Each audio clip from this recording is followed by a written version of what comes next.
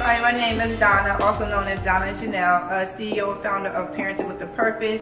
Our strive here at the podcast is to reach every home, whether single moms, married, single dads, whatever it is, foster parents, whatever, just bringing the ownership and responsibility and nobility back into parenting.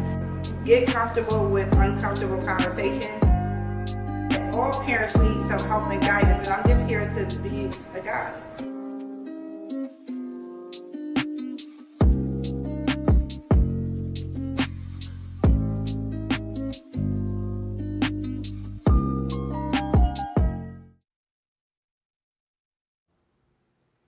Hey everybody, welcome back to Parenting with Purpose. I am your host, the one and only Donna Janelle, where we strive to bring back the responsibility, nobility, and beauty back into parenting. As you know, parents are the bows and our children are arrows, and they will land wherever we send them. It may not be today, newsflash, it may not be tomorrow, and definitely it may not even be in 5 years, y'all. We just don't know what time they will land, but eventually they will land wherever we aim them. As long as, here's the thing, as long as we close them with the right things and we give them the tools to be successful, whatever success looks like in their life. Because honestly, if we don't close our children with the proper things, the world will dress them with anything. And we can see it now, what's going on in the world of how our children are being dressed with all types of things, right?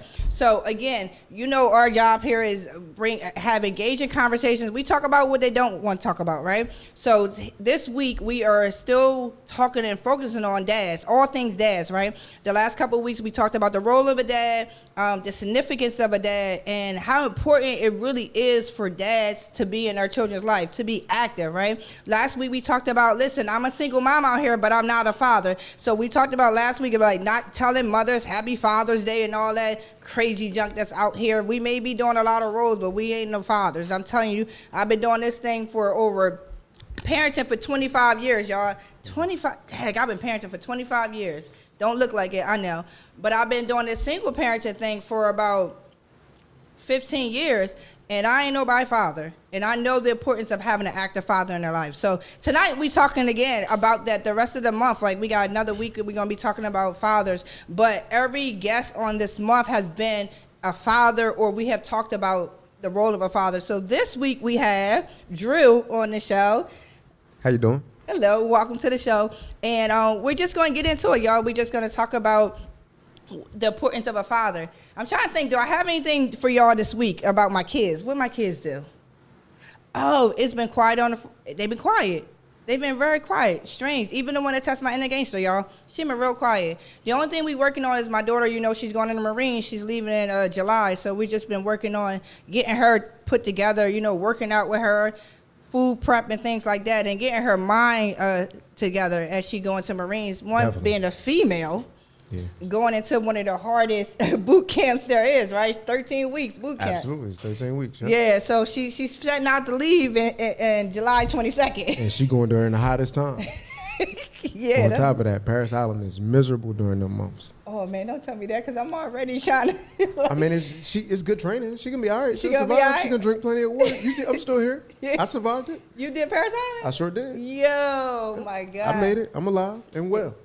Yeah, still ticking. You a dude though. That don't matter. Listen, she's been on the program, the police program. So she's been doing this for already a year. They've been having her get stuff ready. But I think the craziest thing, the worst thing I did was the day of her. I think it was the day of her graduation from high school, because she graduated from military academy. I watched a YouTube of Paris Island boot camp. Yeah. I was like, I changed my mind. Never mind. You're not doing that to my baby girl. But listen, she gonna learn a lot. She was laying, crawling in the mud, and people laying on her back. What's wrong? That's good training. Yo, I was like, at that point, I was like, never mind, I'll forget. I changed my mind. But she's so adamant, and she's so strong. And, you know, this is the daughter where my sister and her husband passed away. So I adopted her and her sister from the situation. Yeah. So I've been raising them for 10 years now. So she's already been through life and craziness without having two parents. So, like, she's, like, ready to go. A lot of people wanted her to go in the Air Force or I mean, so look, the Air Force, as far as quality of life, right? Like, if your goal is quality of life and just getting military under your belt and then using it as a stepping stool, If that's your goal, then I mean, I agree that the Air Force is a better deal. But nobody joins the Air Force. I mean, nobody joins the Marine Corps because for the same reasons that you join. Like, nobody's like, I really want some good quality of life. Let me join the Marine Corps. Nah. That's not the way it works. Nah, that's right? What she said. You join the Marine Corps for two things: to prove something to yourself, or to prove something to other people. And I really believe that both of them are intertwined for real. Yeah. Right? Because nobody looks at the Marine Corps and says, like, look, this is the hardest one. 13 weeks. Right. First to fight. This is the best decision. Nobody looks at it like that and is like, oh, nah. Yeah. It's like, oh, that's Mount Everest of military for the access of me. So can I climb it? It's more like that. Yeah. Can I do it? That's what it is. She's proving it to herself because she was like, no offense to the other forces or whatever, but the Air Force is too bougie for me. Like she's just like, I'm trying to get deep down in there. I'm like, yo, for real. But she already got the right attitude. Yeah. Right? Like she wanted, and that's the real thing. Just make sure, tell her be wise. She might even watch this, right? Be wise, be prepared, be quick. They want speed, volume, and intensity. Yeah. Do everything fast, do everything loud, and be intense. Yeah. And then also just be prepared that it's gonna be a transformation. Like you got to be prepared for that too, Mom. I know that's the part. That part right there. But you're gonna be proud of her. Like I remember, I think back looking at my mom watching me. She was proud, right? Like she like gleaming, right? And nobody wanted me to go. And I joined in 2006. So that was when the Iraq war was popping, I was going to say that was. So people were like, nah. And then also the other part of it being a black man, like I had a lot of influence that was like, nah, don't do that. But so I needed two things. I needed the structure, right? And also the other part is I needed to know where I stood, whether I could do it or not. Yeah. I needed, like, it was more like I needed to be able to benchmark myself amongst men. Like, so, and it's going to be a good transition because I grew up without my pops, right? So as a result of that, being in the house, growing up with my mom, my two sisters, and I definitely had influences of like, so at one, my mom was married for like 3 years, so I had the influence of my step-pops. I had a significant influence from my Uncle Terry. Okay. And I also had a bunch of male cousins, my brother. Like I would go spend the summers with my brother. So I had male influence, but not in-house, right? So there was no real refuge for my like everyday life. I just had vacations to a dude, right? If that makes sense. Yeah. So my structure, my foundation was based on all of the teachings of my mom. So I didn't really know, and I had no way of knowing where I fell amongst men. Right. So the Marine Corps did something for me in particular that I really needed to do. Like it helped me benchmark myself, where I could see like now, all right, so now not only am I in the Marine Corps, but I'm excelling in this world. So now I know I'm like, okay, so I could do a little bit. So the Marine Corps helped me build my confidence as a man, right? Wow. The Marine Corps helped fill in the gaps where I lack structure, right? And so I love my mom. I adore my mother, right? I think she did a great job. But I also simultaneously understand that she did the best she could with what she had. Absolutely, right? yeah. Fathers are very important, and especially for boys, right? So the Marine Corps almost fathered me in a sense. Wow, right? yeah. And filled in those gaps where I had, like, so it was like it was a crash course in what I needed to do to be able to be a protector, right? What I needed to do to be able to stand on honor and conduct myself in a manner where it's like, all right, I got to be socially responsible, even though we really wasn't, because it's like being a college student. You go to class, you follow the rules, and you go home. Right. But I also was still learning because I had a lot of examples. But fast forward, there's a lot of things I took from it. So when I tell you she going to be all right, she going to be all right. It's going to be a transformation. It's going to be intense. You're going to see a different person, right? Yeah. And then depending on where her path takes her, she gonna go through some emotional changes and she gonna have some battles that she gonna have to deal with, but it's all growth, right? Yeah. And in the end, the foundation that you gave her, and then also subsequently the support that you're gonna need to give her, because that's what made the difference for me getting out, right? Going through PTSD and the transition of coming back to Drew from Staff Sergeant Nelson, right? That transition had to occur, and it was based on my support system. So just support her, be there, love her, right? Whatever she need, but she gonna be good. Yeah, I keep telling myself that. And the Marine Corps is going to kind of dad her, right? Yeah. And that's okay. Yeah. It's going to be intense, and it's going to stress you out, and it's going to stress her out too. Right. But ain't that what dads do? Right. Come to think about it, I never even looked at it as a dad point of view, and I knew she definitely wanted to go in to prove. I mean, she's already been through so many different things in life and challenges. Her dad died when she was 6, her mom at 8. Right. So she's already been through so much, and she just felt like like she life hit her. Right. So she's like, I'm going in and this is what I want to do. And I'm like, oh no, go in the Air Force, girl. Right. She's like, no. And so she's going in for engineering. She's able to go in for engineering. That's awesome. So she can be at 13. Right now she at 1300, and then when she get into the actual MCT, and she finishes that, she'll get her specific where she gonna be specifically at, so she got an occupational field right now. And you know, as parents, like you try to figure out like the best path for your kids, like the path that they want, not your path. Like you know, because it ain't never gonna be what you want. In our mind as parents, we like this is what we want our kids to do. Like I'm a nurse, so I'm like, you got to get in the medical field or something like that. You got to be a lawyer, whatever. And she's just like, nah, that's not for me. I'm like, okay. And earlier in my parenting, you know, with my 25-year-old, like I micromanaged her. I parented her to a point where I wanted her to do what I wanted her to do. But the other 3 younger ones like taught me very quickly, like you gotta let kids be who they want to be. Yep. Your job is to help them, to motivate them and structure them and stuff. Like not your job ain't for them to be you and do exactly what you say. You don't even own these kids. That's a fact. So they rentals, and not even a rental. It's more so like this is a bad word, but it's the first thing that I could think of that applies. It's like a task, right? Like your job is to prepare them. That's it. You can't live your life for them. You can't live it. You know, you can't live your life vicariously through them. Nope. So. But a lot of people try to do that, and learn pretty quickly that you can't do that. Yeah. I was one of them micromanaged moms, like, yo, and then I was like, this ain't working out. I'm getting frustrated because y'all ain't listening to me. Right. You know, you ain't doing what I said. But Marie, I never looked at it as being a father for her though. But that's pretty cool because, you know, even the whole time that her and her sister is at the military academy, they've been there. So she's staff sergeant right now. So when she goes in, she actually go in a different rank. Yeah, she can be a contract PFC. Yeah, so it's a little different. But I like that perspective you just said that it's going to help father her too. Yeah. Because that's what she desperately needs. Because again, I'm not a father. Right. And I don't really have the male figures in her life that I would like to be able to kind of father her. Or I'm not going to say I don't have them in her life. I just haven't allowed that, you know, to happen. I didn't like cultivate certain relationships so that she can have that male figure in her life. And that's why I tell moms, like, first of all, being a single mom is not a flex. It is not a flex. And it's so important for fathers to be in their children's life, or even that male figure to be in their children's life. So let's talk about the important role. Well, let's talk about the role of a father, right? And then the importance for it to be in the child's life, the family, and community. Yeah. All right. So, I don't know. I got 2 analogies. The first one is going to be like a house, right?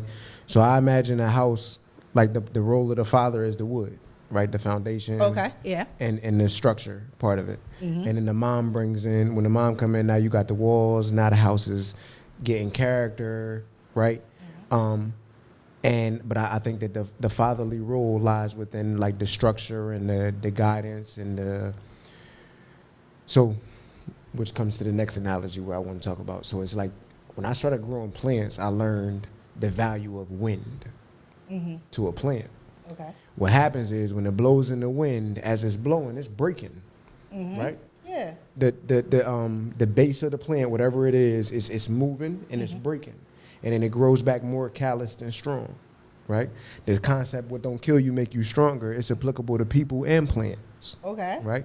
So I think that a dad, like our role is to, in addition to that structure, by preparing children for the real world, by giving them that like that smack of dose of reality, if you will, right? Like, so again, referencing back to my mom, my sisters, I love y'all. Y'all do an amazing job, right?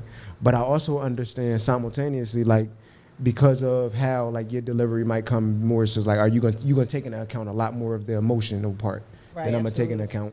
So when your delivery is gonna be like based on, is this emotionally delivered in the right way, and is it gonna be perfected for my child, right? Right. And that's amazing, right? Yeah. But it's also not what the world is gonna do for your child, right?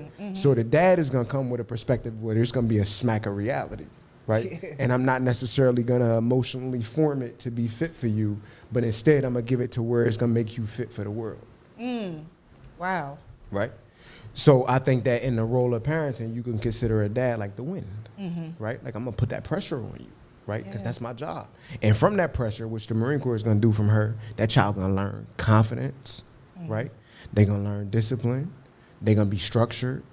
And they're going to have a more, provided that the mom is there and impactful, and instead of, like, if they're fighting, then now it's an adverse effect. Right. But if y'all could work together in harmony, whether it be like you're in a 2-parent household or you're in a co-parent relationship, Right. both of them roles are essential. Because if you just got the dad, then you got a house and it's there, but there ain't no walls and there ain't no character. Right? And that's the real truth. Yeah. Because I don't know how to build out walls and all of that. Of a kid. That's not my role. The Most High ain't put me in that. Right. But what I do know how to do is get that foundation going and get that structure going, right? And it comes intuitively to me. My children respond differently to me than they respond to their mom. Yeah. And I think the analysis is because of that, because mothers, your role is to make sure that it's packaged in the manner that it's supposed to be delivered and tailored for your child. Sense of identity, sense of processing emotion, all of that is very important. It's imperative for a child. Right. So y'all's role is equally as important, Yeah. right? But if you have all of this and you don't have the structure, then you really got, like, you ever seen them little joints where you roll by and they got the air in them and they just blow all around? Yeah. Like you got something there and it's good and it's whole and you can see it, but it don't got the structure. It's Right. just blowing all over the place. It's trying, but it can't really Right. produce what it Because needs to it don't produce. have that essential piece that it need. So I Wow. joined the Marine Corps to get that essential piece so I can now stand up like the structure I needed to be. I had all of the right parts. I had all of the walls and everything was in there nice and designed. Again, my mom did an excellent job.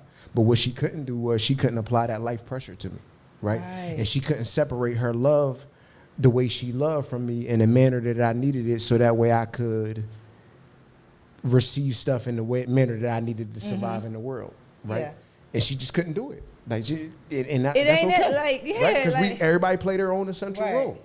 Again, the Most High knew what he was doing when he implemented that balance. So I think that's the role of fathers. Yo, that is so true, because like I was telling C's and other people, like I seen a TikTok, right, and it's like it was like all these TikToks on there, and they were parents, like the mom was telling the child, even down to a toddler, right? The mom was like, lay down, do this and do that, and the kid is just laughing at her like ain't nothing. The dad walking around, he ain't had to raise his voice or nothing. He just walking in and said, "What does your mother say?" And the kids lay down from toddler all the way up to like 13, whatever the situation was. It was them. I said, yo. Right. Like, literally, you straighten up when you know that there's a man there, like the power and the authority, and not in a way that, oh, this person's going to hurt me, Right. but you know that this person is here to love me, protect me, and all Right. that. And in return, your response is, I want to be better. I want to function better. I want to, like, that presence, like you said, that authority, it keeps you like within like boundaries, like due bounds. Yeah. But to be able to be upright, not to be confused with like boundaries of keeping you closed in, because that's Right. backwards, Yeah. right? And when I was young Drewski and I didn't really understand, right? I was more of I need to keep you in this, right? Like I need to keep you boxed in boundaries, because I had intuition but not understanding, Right. right? So now fast forward, like you said, you've been through the ringer, right? I done been through a couple of ringers. Right. So now you get through the ringers, and then now I learn. Like now it's like my role is still there. Like I'm supposed to be there as those margins of the boundaries, but it needs to be more like guidance than like a encasing. Right? I can't box you in.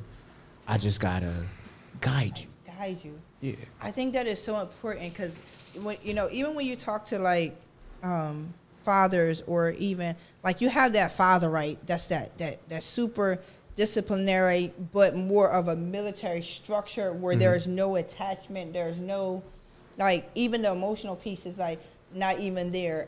It's more like, this is what I said do. This is what you're gonna do. There's no relationship there. That was me when I was on active duty parenting. So my oldest baby, now at this point I've been out 9 years. Okay. She's 13. But her initial experience of me was that. That dictatorship parenting. Yeah, absolutely. Yeah. So at this point when Amani was born, so I joined the Marine Corps in 2006. Amani was born in 2011. So at this point I've been in 5 years. I'm a sergeant. Yeah. I got people under me. Okay. Right? Like I'm invested, I'm locked in. Right? And then boom, now I got a baby. Right? And then by the time she's old enough to where she could respond, now I'm a staff sergeant. I got sergeants that work for me. Right. I'm institutionalized. Right. Got you. Right? There you go. Yeah. So you supposed to take off your uniform at the door of the house, right? and then go into your house's demand. Right. That's the philosophy that you're supposed to do. Tell that damn amygdala that, because it don't understand, right? Because emotions and trauma maintains in there, right? So even though I tried the best I could to shed the military part when I came home, it's kind of hard to be Staff Sergeant Nelson from 6 in the morning until 5 p.m. And then get home at 5:30 and then Yeah, you now I'm just Drew. Yeah. And I ain't even in the military. Okay. Right. Right. Yeah. So, and then because I didn't have the emotional skills, right? So I grew up in trauma, unfortunately, right? So I didn't really get to ascend through Maslow's until I was able to heal a little bit, right? So I didn't learn how to have any emotions other than excited and anger. Wow. Yeah. I can say, yeah. So I was a grown man figuring out this large scale of emotions, like legitimately grown man, like in my 30s, right? Because you don't even have the capacity to do that while you're on active duty either, because your mission is different, right? You're in the military, your goal is not to be emotionally whole right now. As a matter of fact, it could be argued that an emotionally whole person on active duty gonna struggle a little bit. Yeah. Right? Because now you got all of your attention pulled in a whole bunch of different ways where you really need to be laser focused. Right. So it's competing interests. So not making excuses, because you're still accountable for it. But yeah, I was that dictator dad. I was. Yeah.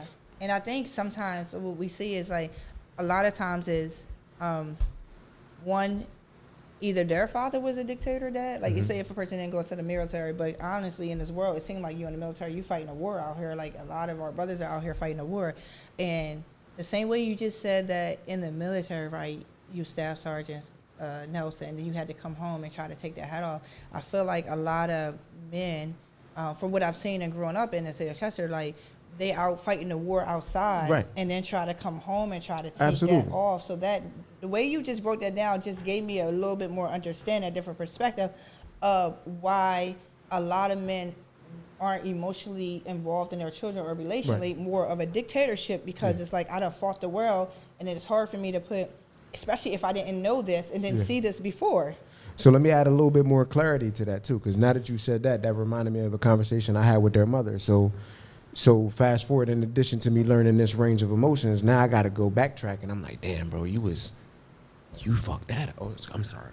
You messed that up. You messed that up. So now I got to go take accountability. So part of that process of taking accountability, one of the things I came to the understanding was like trying to understand, well, why? What was the issue with me? Why is it that I was such a dictator, right? Why? Because you could label it and be like, oh, it's this, right? But everything got a reason. Everything has a root. So what it came to was that my life was so chaotic outside of the walls. I tried to create this peaceful, serene space in the home, but I was willing to do it by any means necessary. That's a little backwards, young boy thinking, right? But so that ended up being a why bite. So like our natural thing, we want to have our resolve, we want to have our calm, we want to find balance, right? And so my lifestyle depicts that I'm taking things by force, if you will, right? Because the Marine Corps is aggressive culture, right? Like I didn't ask my Marines to do stuff. It wasn't, hey, do you guys mind if, right? It was like, hey, go get that thing and get it over there, quick, right? It was very autocratic. So that's a mindset, right? And again, it's not easy to just turn it off, right? So that was the foundation of how I started.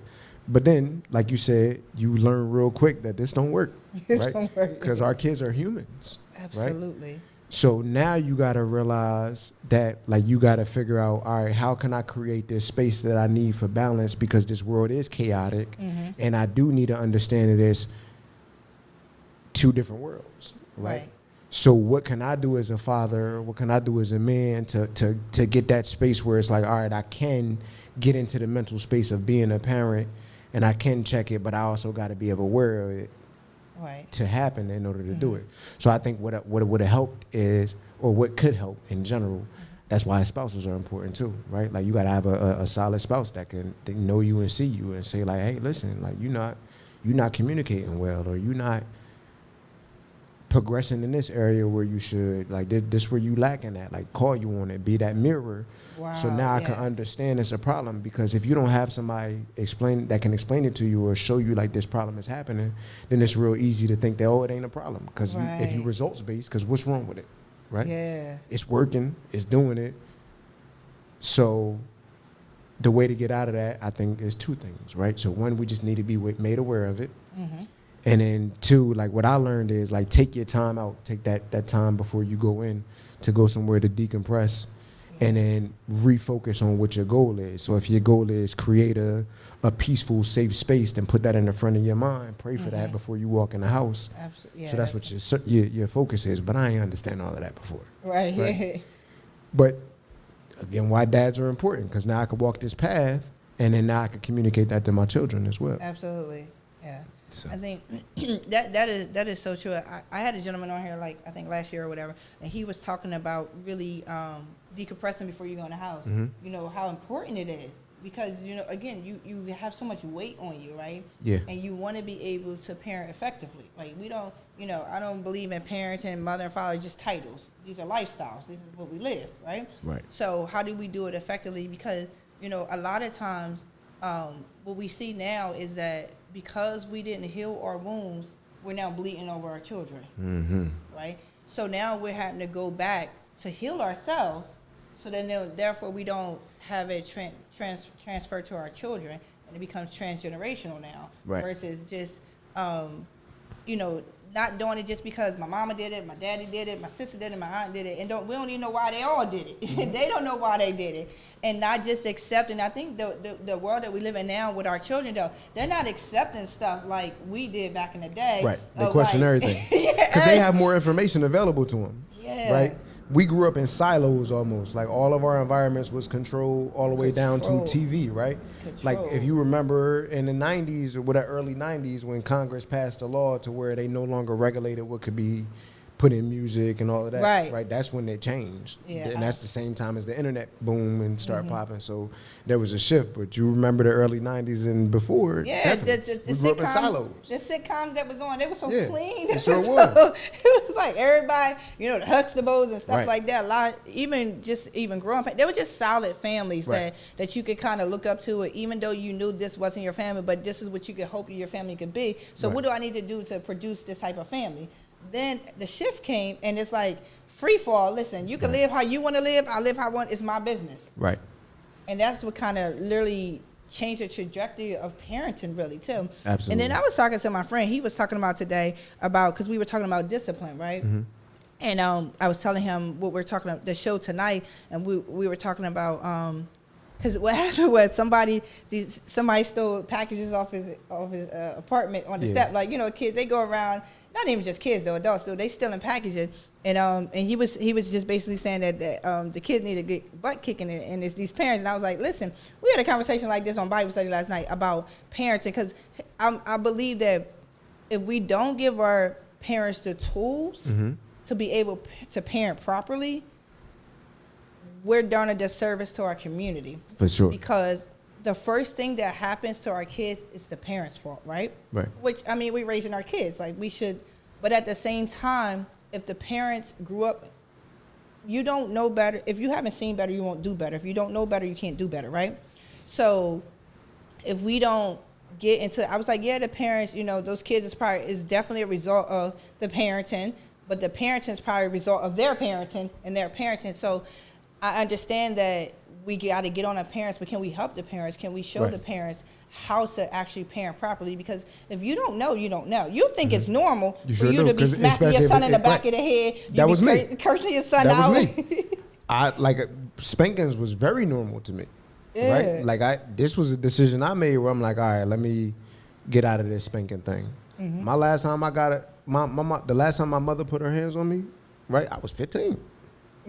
So to put it in perspective, this normalizing all across my whole family. Yeah. I have one cousin, that I remember from even when we was younger, has always consistently like, nah, spankings are trash. That's like slave mentality. And when I heard him saying that, I'm like, yo, you crazy. You're crazy, yeah. Right?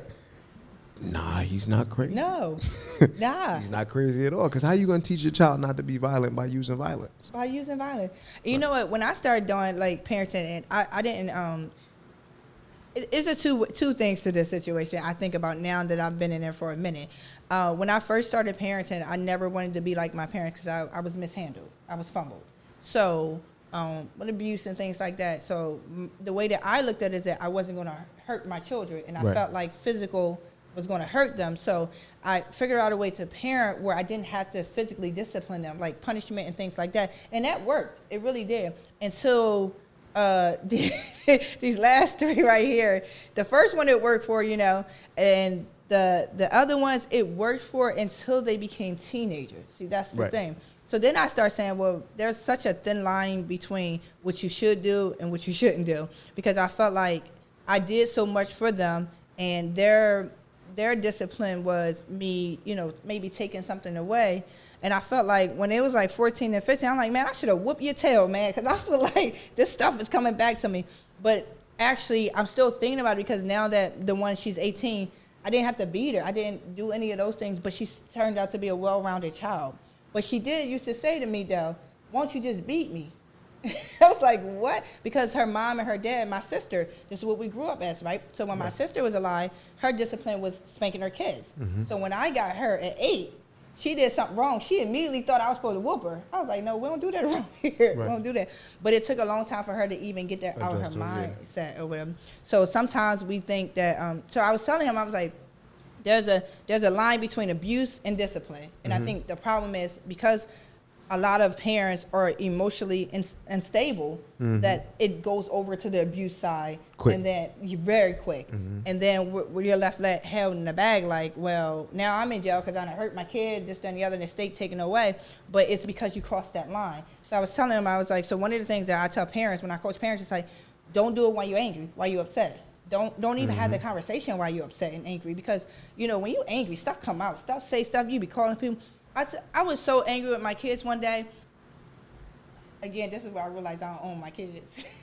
They teenagers, 16 to 18, and I kept telling them to clean the kitchen. Don't leave this there. Don't do this there. I'm like, that's all I ask you to do is just clean up after yourself.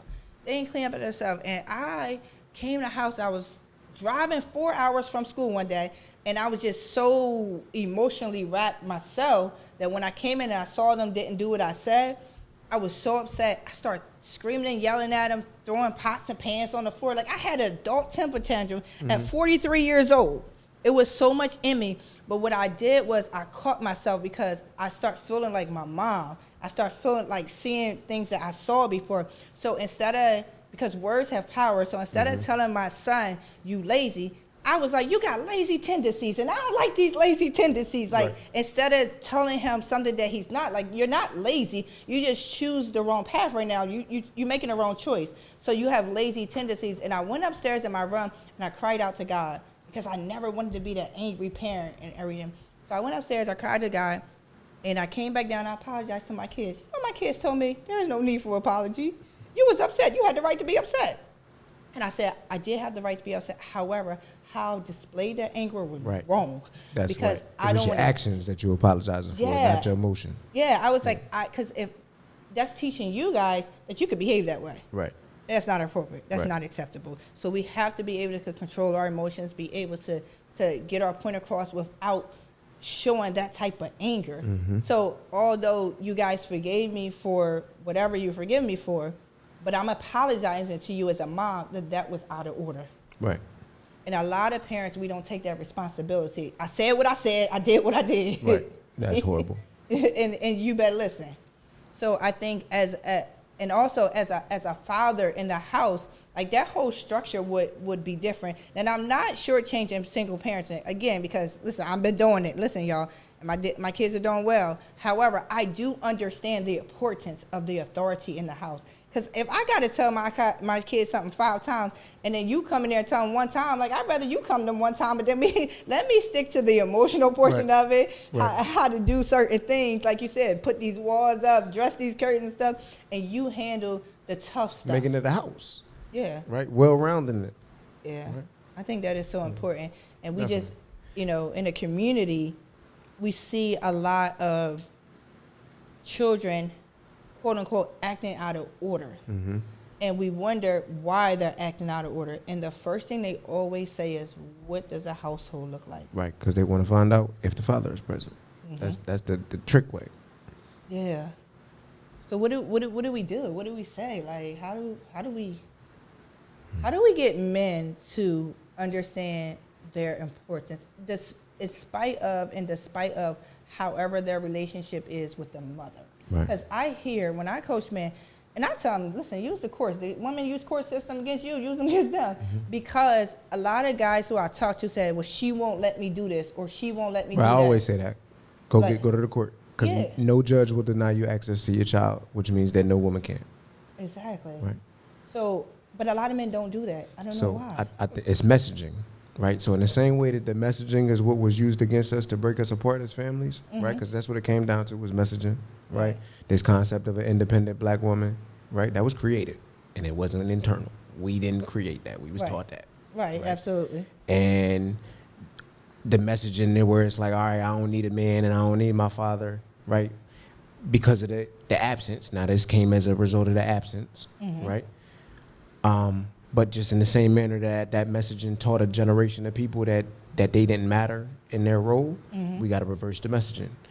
And it's happening now. Like I'm seeing it now, right? Like I think the pendulum is swinging. Yeah. Now people are starting to see like, all right, we've been on this no dad kick for like 20 something years, and now they're like, all right, it's not working.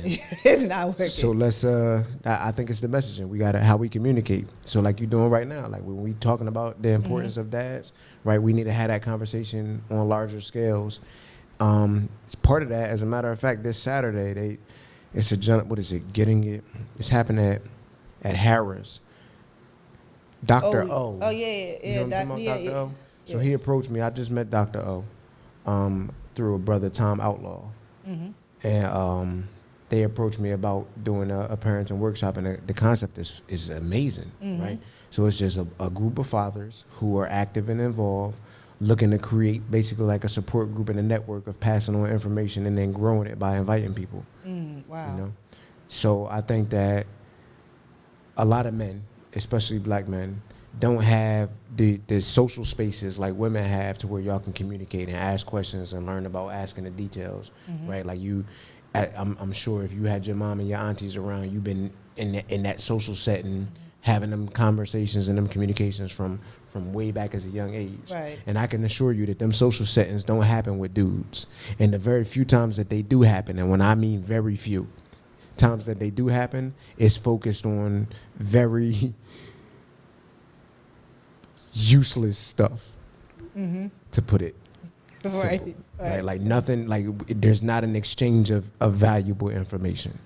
It's Okay, more like yeah. junk talking, which that's cool and it serves its purpose, right? If you're Right. trying to toughen somebody up, and that's important for that part of it. Right. But that part of where we sharing resources and communicating so that people his age can understand and learn that as a man, it's okay for you to be able to communicate as well as protect. Right. You know what I mean? Both can be true. That could be changed through messaging, but then also to them social groups. So I like what Dr. O is doing, building out this social group, because then that's going to start teaching a group of people, and then each one could teach one. Absolutely. And then we could change it, because we've been miseducated, right? And we've been shut out of resources and things to make us successful. And then on top of that, our people have been systemically attacked to make us politically weak and economically weak. Right. Right? So in spite of all of that, we still here, and now we got to do the best. And history has showed us that when we have been most successful is when we did it on our own, within our own, right? Absolutely. So I think that this thing that Dr. O is doing is dope, because now that this is where now we creating solutions internally, Right. but while also building out systems and structures that could be perpetual. Because now Absolutely. every dude that comes and attends to that meeting now has a concept of what they need to do, and they can take that same concept and do it elsewhere. Absolutely. And then it can just grow exponentially. I think that's awesome, because like you said, like there's not spaces like that. Right, it's not. It really isn't. The space that we talk about, honestly, when we talk about black men, it's always aggressive, negative, and it's sad. Even when it comes to parenting, we talk about the lack of, you Right. know, instead of how do we Right. help, or how do we bring them to understand that we're creating a safe space for men, because, you know, No man don't want to be appear weak, right? Right. But showing them that that's not even a weakness if you parenting properly. If you're taking care of your emotional needs, your physical needs, that's not a weakness. That's a strength. It's not. But we taught that showing emotion is weak. So again, it goes back to the messaging, right? Because really the true understanding is that if you could show your emotion and manage it, right? That's the key. Managing your emotion takes far more strength than responding with aggression. I promise you from real life experience. This is hard. It's easy to yell and fight. That's simple. It comes almost naturally, right? But containing myself through that emotion is still thinking and still making conscious decisions that are impactful positively and that are constructive as opposed to destructive behavior because I'm angry, right? Maintaining that through my emotions is hard. Yeah. I just thought about something. That's strength. That's strength right there. Yeah. I just thought about something when we talked about like the emotion. I think about because we look back in slavery days, right? Yeah. And we look when you the way that slavery is depicted is that the master tried to weaken the man, right? Humiliated him in front of demasculated him in front of women, and then had the women lose respect for that man because they weren't able to protect for that family. So then that's when the woman began to have more of a voice. Because of that, and I just thought about like, wow. And it's a significant shift in the balance. Yeah. Right? Yeah, I just thought about that. I mean, like how, like when we think about how did this happen? Where did it come from? Because even when we look like way deep back in the days, like the men had like the powerful position in the family, but then slavery came around, and then they got domestic. So there was a book that started selling by a gentleman, if you can call him that, by a damn demon. By the name of Willie Lynch. Right. You familiar? So that Willie Lynch went across the South selling his books and methods and techniques for profit on how to break a slave for generations. Right. And a lot of the practices that you just spoke of where they would demasculate the man in front of everybody, the biggest one, right? And the things that they did, they didn't even have boundaries. Like it was just bad. They would rape them and would do whatever, right? But they fully understood that they would throw off the balance because it's like, so what God put together, let no man tear apart, right? So the Most High understood the importance of the balance of family. Absolutely, right? yeah. So then now during the 1800s, that time was wicked. Like it was like the wild, wild west for everything, right? So social scientists at the time who was racist white males started putting out media that they were calling science, right? Yeah. With these ideologies that were very racial, right? So, but it was founded in science, right? So if you observe the human mind enough, then you can start seeing that individually we are very unpredictable, right? What you might do in this time, in this moment, nobody would know. What I might do in this time, in this moment, nobody would ever know. But if you look at your life overall and you look at my life overall and the collective of everybody else's lives overall, we're very, very, very predictable. Right?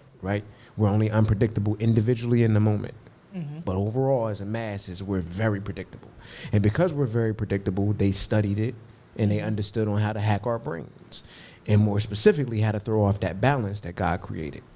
Right? So, like you say, if you can convince a person who was designed to be with two, right, to function together, right? Like, because humans are social. It's in our core. It's in our DNA. Right? That's why to torture somebody, you put them in solitary. Because what you're doing is you're going against your core structure. That's intentional. It's psychological. It messes with your psyche. We're designed by God to be social, right? That's why you hurt us, you harm us by keeping us apart, right? So convince a person who's designed to be with somebody that they don't need their partner. Bingo. Right? So that's what happened. Right? They take that concept and then they do all kind of manipulative things that have that same foundational characteristic that it's going to all intended to break them apart. Right? So if I can make the man not a provider, then he loses value. If I can convince the woman that she don't need him, he further loses value. Absolutely. And then so now you got a divided unit, right? And now I can control the kids while they fighting. And I can raise them up in the way that I want them to be. Right. And then because they never saw a foundation of what this unit is supposed to look like, how do they even aspire to it? Absolutely. Yeah. Right? Wow. So they took this science and manipulated it and taught it to slave owners. and implemented it on us live in real time. Real time. And the expected effects of it are playing out right now today, right? But there was an unintended consequence.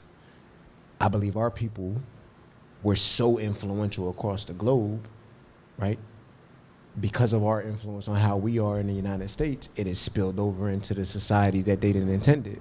So now you're seeing the same things that was implemented to break us is now spreading like cancer, and it's destroying the society, right? Absolutely, So yeah. now they started out intentionally breaking black families for political gain, right? And now American families are broken for political gain, Yeah, right?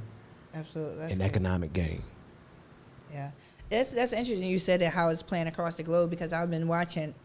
I'm a history buff, so I watch a lot of documentaries, and I watch about the Holocaust. Right, I watched about the Holocaust, but I watched it more about the Holocaust versus Hitler, like not Hitler growing up. Right, so I was watching it, and the series on Netflix, a new series, like 6 episodes. My friend had me started watching it, and it talks about how he grew up and how he was able to dominate his power. Right. But then it also talks about, which I didn't know, which kind of got to me, is that a lot of his stuff he took from Jim Crow. Like the way that Americans was treating Americans. He stole it. He stole it and then started treating everybody else the same. And then that's something that people don't talk about, though. Right. They don't talk about the damage that what was done in slavery has went across the world, and people began to treat everybody a certain way. Right. And I thought that was very intriguing to me, because Absolutely. I was like, "What, Jim Crow? Wait a minute, how Jim So get in I here?" didn't even know that, but it makes sense. I mean, America does a great job at messaging, right? That's what it all come down to. That was another one of Hitler's greatest successes, right? That he was able to organize and unite via messaging, right? He put everybody in a uniform with a united identity, and more specifically, he united them based off of what he knew. Like, they all collectively had issues with this one group of people, so now let me rally these folks behind it, right? So now that's the social sciences behind it, but then also the genius of the marketing. Right. Let me put them in a uniform, because when you wear a uniform, you feel a part of something. Yep, you feel a Right? part of something. Absolutely. So, because that part goes back to that social order, because that's how we was designed. God made us that way. You can't change it. Yeah. Right? Now, there are significant events that happen in our life that does change it. Right? Maslow's hierarchy of needs references that, right? Yeah. So people go through traumas, and then now they're cut off from emotional connections. They're emotionally immature. Right. That doesn't make them less social. You still know they social because you see how they so emotionally immature people still, they not sitting here isolating, right? They still going out. They just doing emotional damage while they doing it. Absolutely, Right? yeah. So it's crazy how they manipulate it, but it's also, once you learn it, you realize, like, we are very simple as people. Like, we're not complex like we thought, Right. right? Yeah. It's very easy to pull our levers. So. And I think this is a very important conversation, because we always talk about the father not being in the house, but we don't talk about what happened for that father not to be in the house. Right. And then how do we fix that? Like, I'm a solution problem. Like, all Yeah. right, we know the problem is here, like lack of active fathers, Right. or but in order to get the solution, you got to know the root of the problem. I think we need to fix it by figuring out a way for our society, our black society, right? Because I'm talking about our problems, right?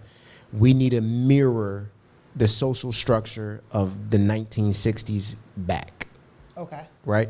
So humans have existed throughout history, right, on large scales with a concept of community. Absolutely. The Indians, the Iroquois, they had the concept that we have that the Confederacy came from. They stole it from the Confederacy of Indian tribes. Right. Right. Yeah. The Constitution that we have today, I forget the philosopher's name that talked about it. Right. But that spoke about coming from the concept of a unity through Rome and all of that. But it also still incorporated Montesquieu, I think his name was. I think so. It was yeah. Montesquieu. So, but anyway. So I think we need to mirror that, right? So the 1960s is the best one, because we talking about now, we know what life looks like industrialized, right? So we go back too far and we in farmland, rural, and then we can't do that, right? Yeah. But so in the 1960s, we had booming cities. We had New York City was a finance capital. We had infrastructure. We had subways. We had connectivity, right? But what we still had was and this is the key thing, right? We had strong family units, right? Absolutely. So we need to work on building back towards strong family units. Let's stop dating and marrying just for emotions and love, and let's start making real life wise decisions, right? Whoa, Because say that again. let's stop dating just for emotions and love, and let's start making real life wise decisions, Yeah, right? Partners, right? Yeah. Is this a good fit for me long term? Are you going to complement me? Are we going to be able to work together and build out a family structure, right? That's the core unit, the foundational unit. But then also, once we start working on building that family structure and we got it, then it needs to grow. So that family needs to grow into a community, right?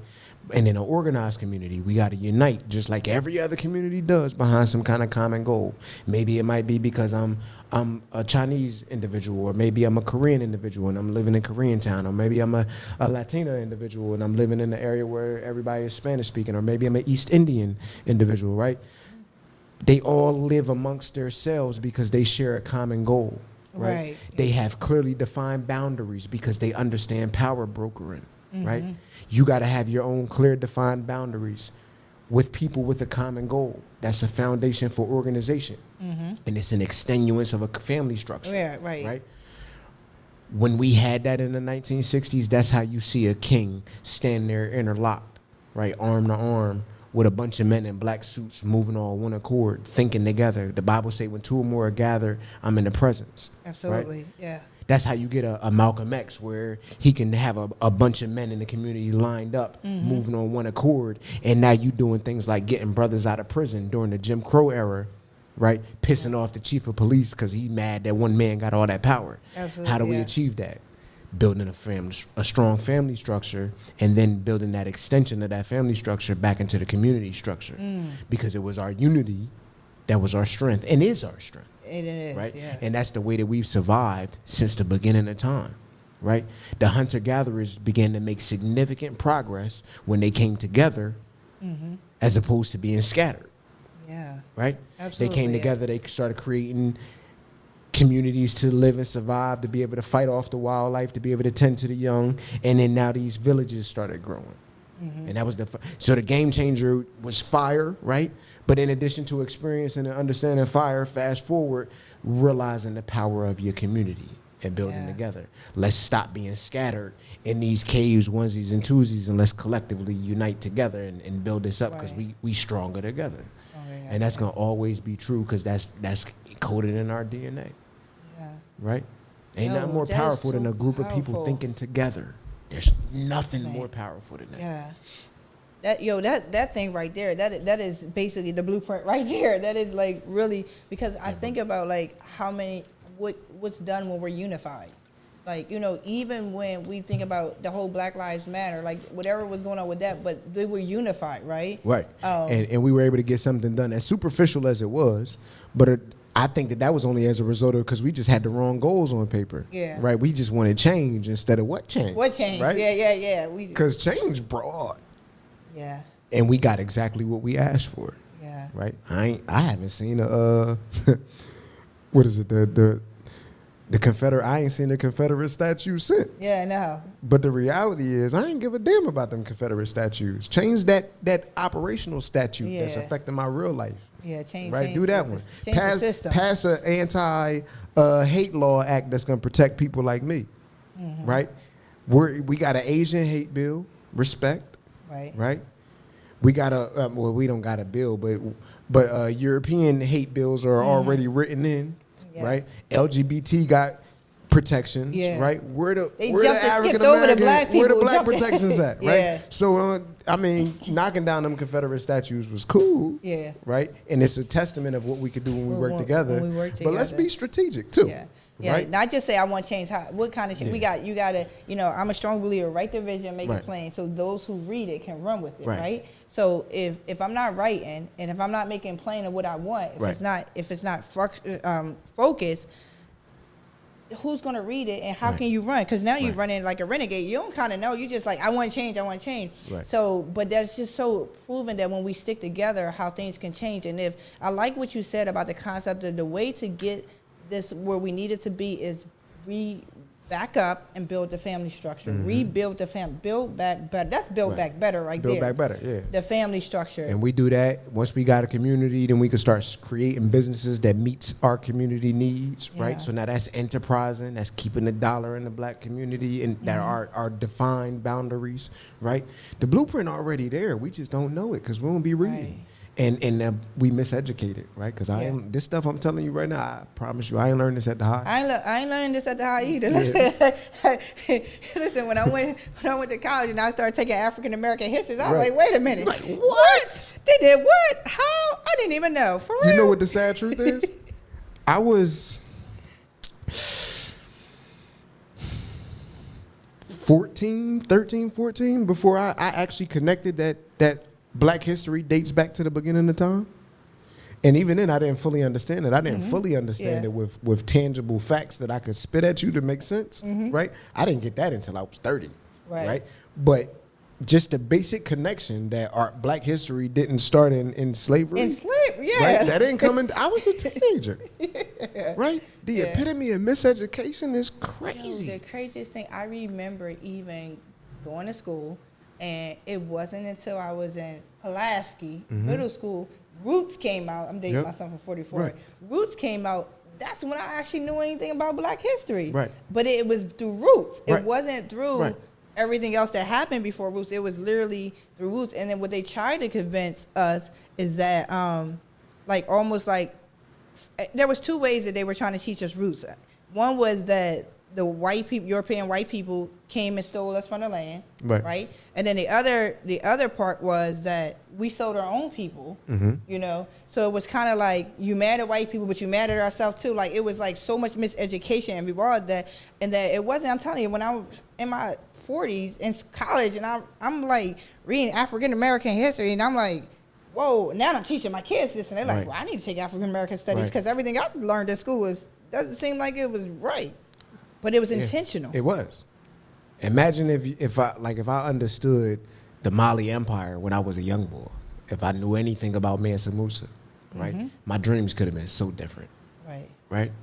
But I was intentionally put in a box, right? Yeah. But so now as a father, I make it my business to make sure that those boundaries and those hurdles that was thrown in my path, I'm blazing through it. I'm clearing it out, right? Yeah. But also at the same time, I'm not fit to give it to my children, right? I got a structure in place that they're learning all different kind of things. And in testament to their mother, like I love our co-parenting relationship. Like we work so well together, right? That's good. So we balance because she an emotional guru, right? I don't have that. Right.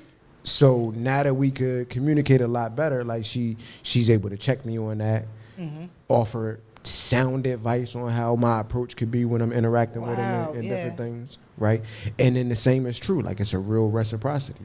So even though we're not together, we are absolutely raising our children together. Right. That's the power of co-parenting. I think you said something important, and I think I want to touch on that of how to co-parent effectively. Yeah. Like, because that's a challenge right now. That is what's out there, you know, and that's what not only like the family is not together, but then we can't even communicate for the sake of the child. Right. Like that's a lot of people that I talk to in coaching. And I experienced it with my own self, but I was determined it's about the kids. I don't care about your little attitude, none of that. I got a rule that's going to take care of probably about 70% of any co-parenting issues that most people have. And by the time I get to the second one, it's going to move it to like 90% of it, right? Rule number 1, stop having sex if y'all not together. Okay. That's right there? Yeah. Okay. All of the perpetual issues, I'm mad at you, all of that, right? You ain't never going to be able to heal past that and refocus on your child if you keeping yourself in this trauma cycle because you keep on reopening that wound of that relationship that you know ain't working. Right. Right. So you keep getting mad, and then now it's your anger driving the bus instead of your reality driving the bus. Right. Okay. Right? So stop. Yeah. Stop having. Okay. Yeah. You done. Like, y'all done. You're not, like co-parent. Draw boundaries and respect it. Right. Second thing, heal from your traumas that you caused each other. Communicate it, right? Because there's going to be an unspoken elephant that's going to cause y'all hindrance. Like, it's going to hinder you. If you don't discuss and take accountability, at least one part of it, one person got to do it, right? Got to clear that air. You got to be adults about it, Yeah. right? Whatever occurred when y'all was in y'all's relationship can't carry on into the children rearing process. And the only way to make sure that it don't is if you set up them boundaries, Yeah. right?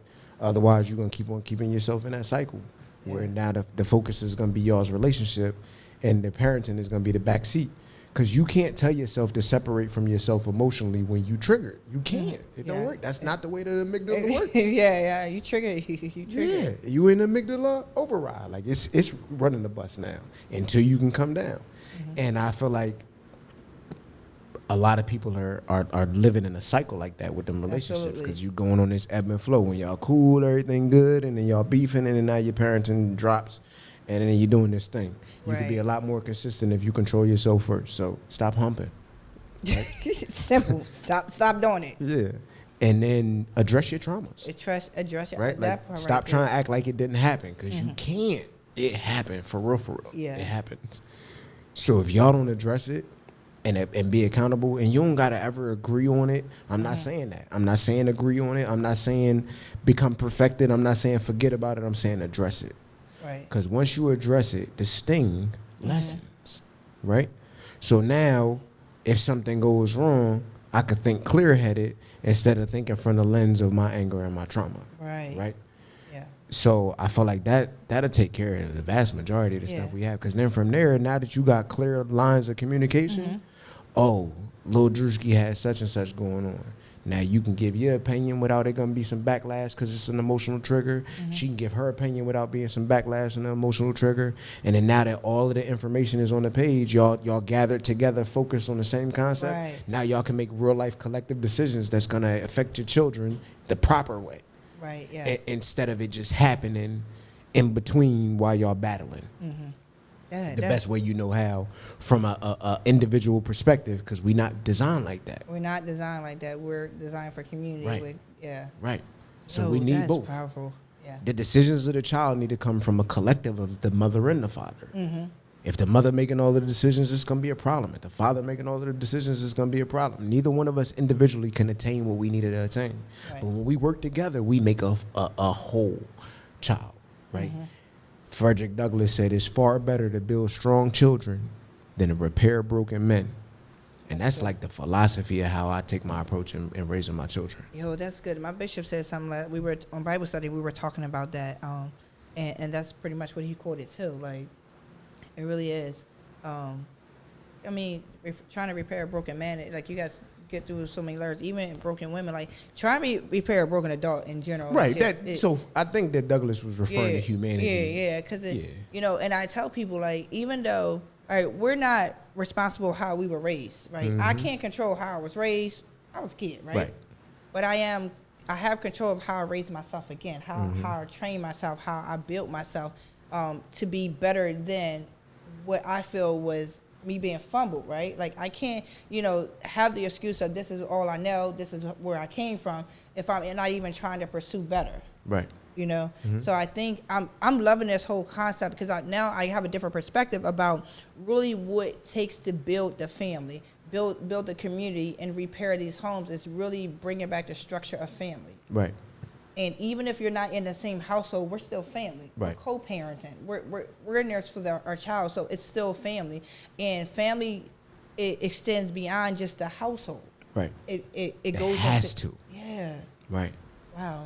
And as that happens, we will align, right? We got to unite behind our common value, right? Whatever that may be, right? What I think the low-hanging fruit is for most of us, our skin color, right? And then never mind the fact that we all come from a very much cultural background, Right. So just like everybody else, let's use that to our advantage. And then let's start working together to make life better for people who come from our cultural background, Yeah. right? Like everybody else, right? And then I think also valuing each culture though, like, you know, because I think about like when when somebody hears, oh, we need to do this for our people, they think that it's backwards racism, right? It's not. But it's not. My love of my people is not a hate of other people. Yes, right. And I think don't mistake that. That's the common mistake. Yeah. But understanding the value that each culture brings to each other. Like I love going into Chinatown, like to get some stuff. I love. Just was there with my kids a few weeks ago. You know what I mean? I like because introducing our children to other cultures is so important because that's what makes the world go around. Absolutely. But understanding that we have to build ourselves, and because other cultures want to come in and buy from us too. We have trade. Absolutely. And that's the way to grow trade. Yeah. But right now, what is our trade? Right? What does our people do? Yeah. Right? And we got a lot of markets that we can own and control tomorrow, really, if we got it together. If we all collectively start working together and said that, all right, we're going to collectively own the black hair product industry. We will no longer support any other brands but A, B, C, and D. And then now we move all of our preferred stock. Like we start beginning to invest in these companies. Right. And then we put out messaging that we're going to use it. Right. We one of the largest consumers of our hair care products. Right. Why is it that other ethnicities sell it to us? That's backwards. Right. That's low hanging fruit. You know how easy it is to just be like, all right, I'm gonna support Growing Flow now instead of I don't know, Carol's daughter. Right. I don't even know Carol. That might be black owned though. That was a bad example. Carol's daughter is black owned. Sorry, Carol. Well, but you get the concept though. Like we need to start learning and controlling the industry. There are some other things that are marketed as black people, and it's really had nothing to do with black people. So I get what you're saying, because when you go into some of these hair stores, then there's a lot of things with black faces on that has nothing to do with black. So educating yourself of what actually is ours and support who's ours, because sometimes we're supporting people that we think that it's ours, but it's not. For sure. I learned that quickly. Right. And if we start doing that and thinking in terms of that on the community, now we can start making decisions like, all right, we know Chester is zoned for industrial. So now we collectively work together because we want to begin to position ourselves to take over this hair care industry. And now we together, and we got a couple companies. We almost done. Yeah, we got a couple companies. Now we support these companies. We done made some return on our investment, right? Now we can start saying like, all right, let's build a manufacturing warehouse here. So now we got 6 or 7 different brands, right? And now we want to vertically integrate. We don't just want to retail. We want to own the manufacturing of it as well, right? And we already set up. And if we already moving in the collective, how hard would it be to buy one of these low-cost properties just like everybody else, right? Fit it for manufacturing and do specifically what we needed to do, right? And then now we vertically integrate that business. Now we on the next step, right? And then what could we do for the next thing after that? And it all starts with just working together. Right? Extending the family so that we can start seeing what we have that can make our communities run, and then control that production, that gross domestic product. That's the real economics of it. And it ain't even hard. We just don't know it. Right. And we just got to support each other. Once we get the knowledge and understand it, we just got to be able to support each other. Right. Right, wow. I'm excited. This conversation was hot. We're going to have a part 2 because this was really good, because it went beyond, like, you know, when I think about focus on Father's Day and the month for fathers, the important role of it, but you literally just broke down the important role of a father and what it looks like and how it impacts the household, the community, society as a whole. Because it's not just a one, like just for me and mine. This is how do I raise children that we now go extend behind, because we're all family. Right. How do we unite on one front for the better, so we can better help each other? Right. And that I didn't see that coming tonight. I didn't see that conversation coming. I honestly did not. I really was wow. So again, I'm open to more conversations like that, because I didn't think about it like that. And again, I think part of it also is because I'm a woman, so I'm not thinking from the perspective of a man.